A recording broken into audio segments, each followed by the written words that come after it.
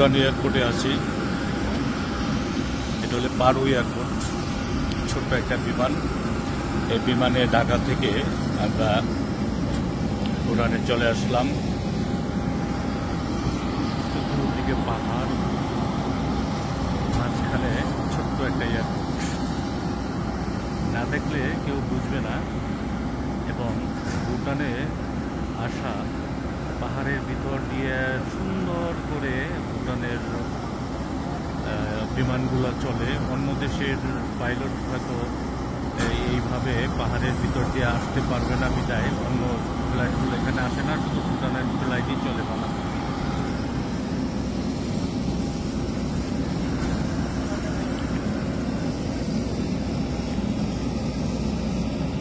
আমার সাথে যারা আছে তাদেরকেও একটু দেখাচ্ছি।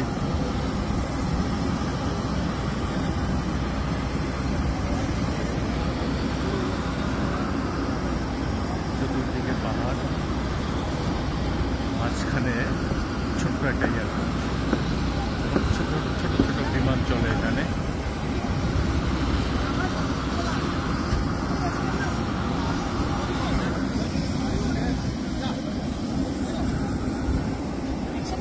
খুব ভালো লাগছে।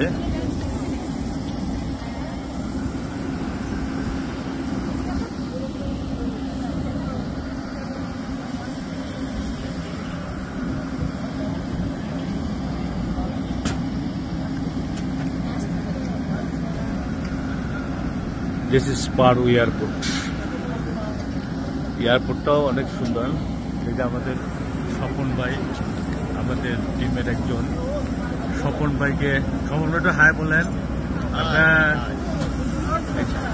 এই যে আরো আমাদের টিমের সদস্যরা নামছেন বিমান থেকে। একজন লেডিস আছে, একজন লেডিস আছে। এই যে রাজু ভাই, গুরু গুরু টিম লিডার।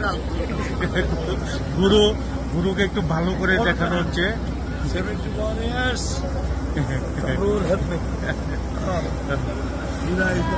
থ্যাংক ইউ ভাই। অনুভূতি কি বলেন স্বপন ভাই? হ্যাঁ, 10 বছর পরে আসলাম। First time Bhutan. আর আমার ভাই একটু অনুভূতি সেলফিসের মতো যাইতেছে। ফুটবল প্লেয়ার দেখা, খেলা দেখার জন্য আমি আইলাম। ফুটবল প্লেয়ার বাংলাদেশের। তোমার নাম কি বলো? নাম বলো। আমাদের স্বপ্ন। আসো, তোমরা আমাদেরকে রেখে চলে যাচ্ছ কেন? আমাদের দেশের ভবিষ্যৎ।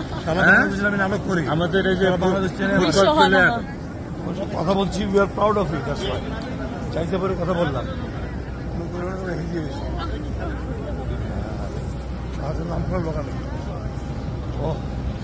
গুরু গুরু বলতে কথা। গুরু একটু বলে আমার বেটা। ও গুরু, আজকে কি অবস্থায় আছি আমরা? ফাটাফাটি ভিডিও পোস্ট দিয়ে সামনে দিতে পারবো না। হ্যাঁ, এটা তো সেই রকম হবে। কঠিন কঠিন। এই এয়ারপোর্ট দেখলেই মন জুড়ে যাবে। টাকা উসল মনে হয় চৌধুরী পাড়ার উঠান বাড়ি।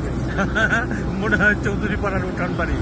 এই যে এগুলো ডায়লগ, এগুলো শুধু রাজু ভাই থেকেই বের হয়, অন্য কারো পক্ষে সম্ভব না।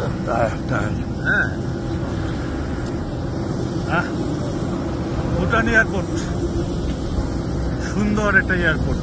না দেখলে বোঝা যাবে না, মন জুড়ানো এয়ারপোর্ট।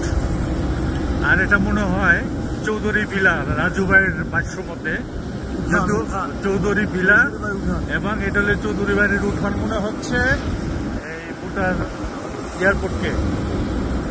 খুব সুন্দর। আমরা হেঁটে হেঁটে যাচ্ছি ইমিগ্রেশনের দিকে। ওই যে আর একটা বিমান নামলো, সব ছোট ছোট বিমান। অর্থাৎ ছোট বিমান ছাড়া উপায় নাই। বড় বিমান তো পাহাড়ের ভিতরতে আসতে পারে না, বাধ্য হয়ে ছোট ছোট বিমানই যাত্রা করে সবাই। তবে সবচেয়ে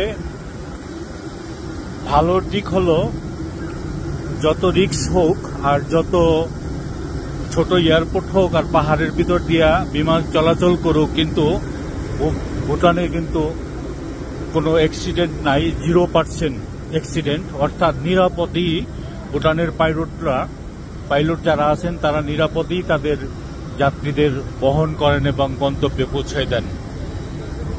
ভুটান এয়ারপোর্ট থেকে সবাইকে ধন্যবাদ জানাচ্ছি। ভালো থাকবেন, সুস্থ থাকবেন, সবার সুস্বাস্থ্য দীর্ঘায়ু কামনা করছি।